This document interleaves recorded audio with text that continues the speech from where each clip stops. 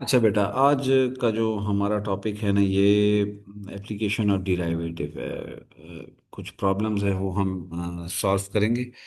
तो आप लोगों की स्क्रीन पे एक सिंपल सा एग्जांपल नज़र आ रहा है। इस एग्जांपल को आप देखो कि इसमें हमें क्या कहा गया है। देखो एग्जांपल में क्वेश्चन हमारे पास है। In a computing system the time complexity in seconds of an algorithm processing x MB of data is modeled by t of x is equal to x square plus 3x whole divided by x plus 1। देखो हमारे पास यहाँ पे computer system के अंदर जी time complexity के ऊपर algorithm एक processing हो रही है। उसमें जो एक्स रिप्रेजेंट करता है वो एमबी ऑफ डाटा को रिप्रेजेंट करता है। और उसकी एक मॉडल्ड इक्वेशन आपके सामने दी गई है। T of x is equal to x square plus 3x divided by x plus 1। ठीक है।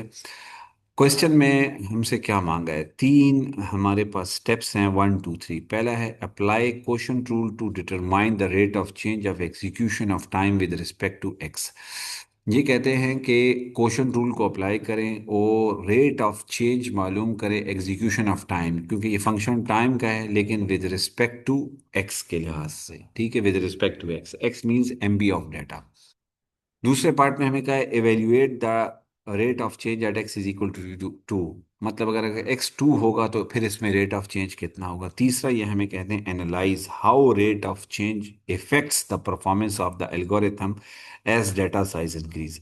ये कहते हैं फिर हमने एनालिसिस करना है कि जब हम डेटा को इंक्रीज करेंगे तो इसकी जो परफॉर्मेंस है वो परफॉर्मेंस कितनी इफेक्ट होगी। ठीक है। तो ये हमारे पास क्वेश्चन है। इस प्रॉब्लम को, अच्छा बेटा देखो इस तरह है कि अब हम इस क्वेश्चन को सॉल्व करेंगे। ठीक है। देखो आपके पास क्वेश्चन में टी ऑफ एक्स गिवन है which is equal to x square plus 3x divided by x plus 1। ठीक है। हम इसको करेंगे differentiate with respect to x. तो हम क्या करेंगे, d by d x left hand side पे भी लगा देंगे और d by d x right hand side पे भी लगा देंगे। ठीक है। अब लेफ्ट हैंड साइड पे जब हम इसका डिराइवेटिव ले लेते हैं तो टी पे प्राइम आ जाता है छोटा सा। ठीक है। तो हम इसको लिखते हैं टी प्राइम ऑफ एक्स। अब आप देखो कि यहाँ पे हम कौन सा रूल लगाएंगे। यहाँ पे हम ऐसा रूल लगाएंगे ना कि जब दो फंक्शन डिवाइड हो रहे हो, यहाँ पे दो फंक्शन डिवाइड हो रहे हैं। ठीक है। तो हम क्या करेंगे, डिनोमिनेटर का स्क्वायर, डिनोमिनेटर को, ये जो नीचे वाला फंक्शन है इसको छोड़ के ऐसे लिखेंगे। फिर डिराइवेटिव ऑफ न्यूमिनेटर, न्यूमिनेटर क्या है, x square plus 3x minus, फिर एक्स स्क्वेयर प्लस 3x को छोड़ देंगे, फिर d by d x of x plus 1। तो ये हमने वो क्वोशंट रूल, अगर आप लोगों को याद हो, मैंने आप लोगों को कराया था कि d by d x of f by g, class में करवा चुका हूँ आप लोगों को। उसको हम कैसे करते थे कि जी का स्क्वायर, जी को छोड़ के एफ का डिराइवेटिव माइनस एफ को छोड़कर फिर जी का डिराइवेटिव। ठीक है। तो ये हमने क्वोशंट रूल से सारे को एक्सपेंड कर दिया। अब एक्स प्लस 1 अपनी जगह पे। अब हम क्या करेंगे, इस डी बाई डी एक्स को एक्स स्क्वेयर के साथ अलग, फिर डी बाई डी एक्स को इस एक्स के साथ अलग। ये थ्री यहाँ पे कांस्टेंट है तो उसको सेपरेट लिख देंगे। कांस्टेंट इस वक्त वेरिएबल के साथ मल्टीप्लाई हो रहा है तो इसलिए हमने इस कांस्टेंट को सेपरेट बाहर किया। अगर ये अकेला कांस्टेंट होता तो इसका डिराइवेटिव जीरो होता है। जीरो क्यों होता है ये भी हम पहले क्लास में डिस्कस कर चुके हैं। Minus x square plus 3x अपनी जगह पे, फिर ये D by d x x के साथ अलग लगा दिया, डी बाई डी एक्स हमने 1 के साथ अलग लगा दिया, और डिनोमिनेटर में एक्स प्लस 1 होल स्क्वेयर उसी तरह आ गया। ठीक है। अब नेक्स्ट स्टेप में एक्स प्लस 1 अपनी जगह पे, एक्स स्क्वेयर का डिराइवेटिव हमें पता है वो किसके इक्वल है, 2x के। 3 अपनी जगह पे, और x का with respect to x derivative आता है 1। एक्स स्क्वेयर का 2x कैसे है, वो पावर रूल हमने पढ़ा है, पावर रूल से आ गया। ठीक है। अब एक्स स्क्वेयर प्लस 3x अपनी जगह पे, x का विद रिस्पेक्ट टू x 1 आएगा और 1 का क्या आ जाएगा, 0। 1 प्लस 0 से हमारे पास आ गया 1, ये अपनी जगह पे। अब x प्लस 1 अपनी जगह पे, 2x अपनी जगह पे, 3 1 जा 3 आ गया, माइनस अपनी जगह पे आ गया, एक्स स्क्वेयर प्लस 3x आ गया, 1 प्लस 0 से 1 आ गया, और x प्लस 1 होल स्क्वेयर अपनी जगह आ गया। यहाँ तक तो हम पहुंच गए। अब हमने क्या करना है कि इनको मल्टीप्लाई करना है, तो x को 2x से मल्टीप्लाई करेंगे, फिर x को 3 से मल्टीप्लाई करेंगे, फिर हमने क्या करना है 1 को 2x से मल्टीप्लाई करना है, फिर 1 को हमने 3 से मल्टीप्लाई करना है, फिर इस माइनस को हमने खोल देना है, plus minus minus x square minus plus minus आ जाएगा, और x plus one whole square अपनी जगह पे आ गया, ठीक है। अब x को 2x से जब हम मल्टीप्लाई करेंगे तो 2x स्क्वेयर हो जाएगा, x को 3x से मल्टीप्लाई करेंगे तो 3x हो जाएगा, 2x को 1 से मल्टीप्लाई करेंगे तो 2x हो जाएगा, 3 1 जा 3 आ जाएगा, माइनस एक्स स्क्वेयर अपनी जगह पे, माइनस 3x अपनी जगह पे, और x plus one whole square अपनी जगह पे, ठीक है। तो यहाँ तक तो हो गया। अच्छा बेटा देखो, अब नेक्स्ट हम थोड़ा सा इसको सिंप्लीफाई करते हैं। देखो जब हमने इसको मल्टीप्लाई कर दिया ना, तो +3x और -3x कैंसिल हो गया। अब 2x स्क्वेयर हमारे पास रह गया, और ये -x स्क्वेयर हमने इस साइड पर ले आया। एक्स स्क्वेयर और एक्स स्क्वेयर को एक साथ लिख दिया, 2x अपनी जगह पे आ गया, और यहाँ पे खाली +3 हमारे पास बच गया, और x plus one whole square हमारे पास अपनी जगह पे आ गया, ठीक है। अब 2x स्क्वेयर -x स्क्वेयर से +1x स्क्वेयर आ गया, +2x अपनी जगह आ गया, 3 अपनी जगह पे आ गया, और x plus one whole square अपनी जगह पे आ गया। तो ये हमारे पास एक पार्ट, जो फर्स्ट पार्ट उसने कहा था कि डिराइवेटिव निकाले विद रिस्पेक्ट टू एक्स, तो हमने फर्स्ट पार्ट करके अभी डिराइवेटिव खाली निकाल लिया, ठीक है। अब नेक्स्ट नेक्स्ट इन्होंने हमें सेकंड पार्ट, अगर आप लोग गौर से देखो ना क्वेश्चन को, जरा एक नजर देखो, सेकंड पार्ट में क्या क्या कहा था कि evaluate the rate of change at x is equal to 2, के x इज इक्वल टू 2 पे रेट ऑफ चेंज निकालें। तो हमने क्या करना है, जहां यहाँ पे लिखना है सेकंड पार्ट के लिए, हम at x is equal to 2, जहां पे x नजर आ रहा है वहां पे हमने क्या लगा दिया, 2 लगा दिया। तो देखो जहाँ पे x है यहाँ पे हमने 2 पुट कर दिया, जहाँ पे x है वहाँ पे 2 पुट कर दिया, 3 अपनी जगह पे, जहाँ पे x है वहाँ पे 2 पुट कर दिया, 2 प्लस 1 से क्या आ गया 3, 3 का स्क्वायर क्या आ गया 9, 4 प्लस 4 8, और 3 कितने हो गए 11, तो 11/9, 11/9 का मतलब है 1.22 सेकेंड्स पर एमबी, ठीक है। तो मतलब 2 पुट करने से जो रेट ऑफ चेंज इसमें आ रहा है वो 1.22 सेकेंड्स का आ रहा है, मतलब टाइम में जो चेंज आ रहा है 1.22 सेकेंड्स पर एमबी, मतलब एक एमबी के लिए 1.22 सेकेंड्स रेट ऑफ चेंज है इसके अंदर। तो हम इससे क्या एनालिसिस कर सकते हैं कि the execution time is increasing at the rate of 1.22 seconds पर एमबी।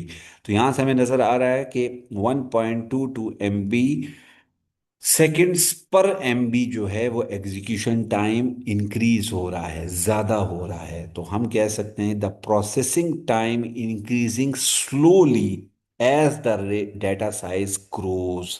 इसका मतलब है कि अगर हम डेटा साइज को ग्रो करें, बढ़ाएं, तो प्रोसेसिंग टाइम जो है ना वो आहिस्ता आहिस्ता बढ़ रहा है, स्लोली बढ़ रहा है। 1.22 सेकेंड्स बहुत स्लो है, लेकिन this means that the logarithm is efficient and handles large data better. तो इसका मतलब ये हो गया ना कि अगर हम डाटा को बढ़ाएंगे भी ना, तो ये जो एल्गोरिथम आपके पास है ये जो है बहुत ज़्यादा इफिशिएंट होगा डाटा को हैंडल करने के लिए। मतलब ये है कि ये एल्गोरिथम जो है ज़्यादा डाटा को आसानी से हैंडल कर सकता है। अच्छा, अब नेक्स्ट एग्जांपल हमारे पास है कि the execution time of an advanced algorithm is modelled by T of x is equal to x square e power x divided by x plus one, where x represent the size of input data in MB. आपके पास execution time के लिए एक logarithm को model किया गया है, एक एडवांस एल्गोरिथम है जिसको मॉडल किया गया है, जिसके लिए फंक्शन बनाया गया है T of x is equal to x square e power x divided by x plus one, where x represent the size of input data in M B. X किसको रिप्रेजेंट कर रहा है, साइज ऑफ डाटा को represent कर रहा है M B के अंदर। ये फंक्शन आपको दिया गया है, क्वेश्चन में आपको कहा है apply appropriate differentiation rules to determine T prime of x. आपने इसी तरह पे यहाँ पे क्या करना है, डिराइवेटिव निकालना है टी प्राइम ऑफ एक्स।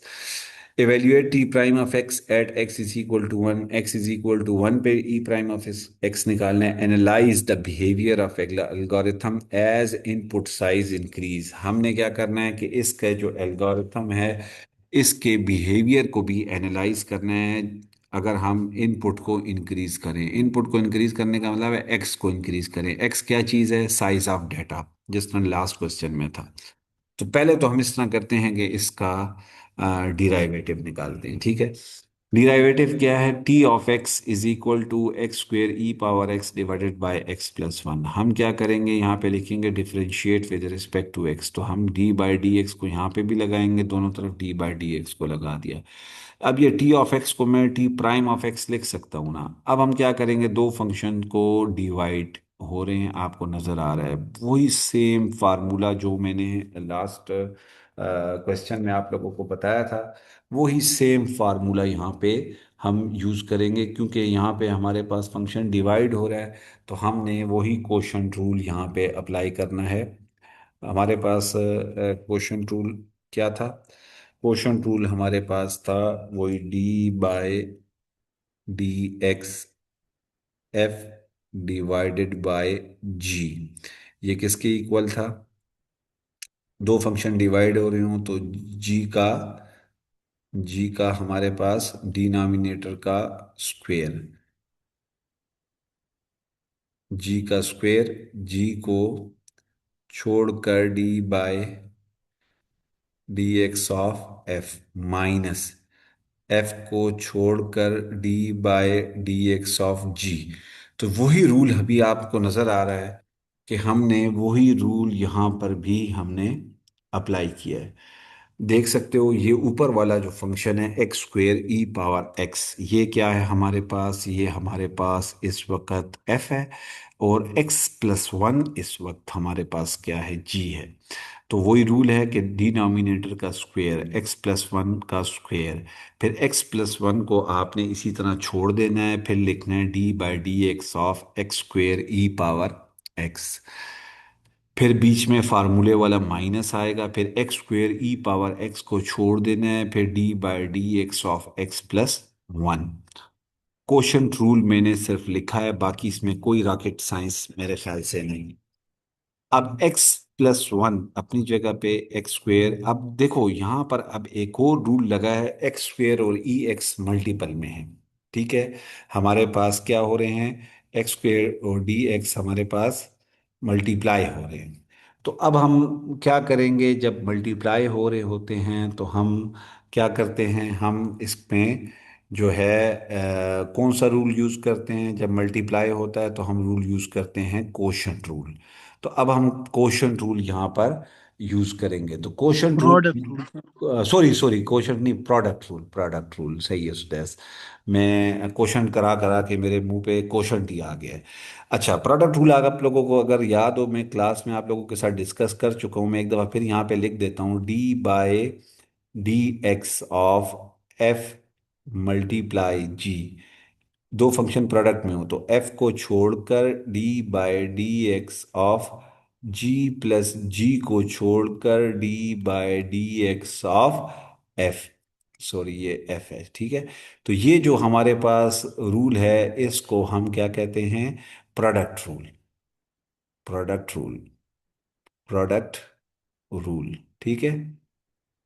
तो ये प्रोडक्ट रूल जो है अब हम यूज करने वाले हैं। तो आप देखो यहाँ पर भी हमारे पास इस वक्त दो फंक्शन हैं, दो फंक्शन है आपको नजर आ रहा है, एक एक्स स्क्वेयर है, एक ई पावर एक्स है। तो एक्स स्क्वेयर को छोड़ के D by d x of E x plus E x को छोड़ के एक्स स्क्वेयर का डिराइवेटिव माइनस अपनी जगह पे एक्स स्क्वेयर और ई एक्स अपनी जगह पे, फिर d by d x of x अलग कर देंगे, d by d x of one अलग कर देंगे, x plus one whole square अपनी जगह पे।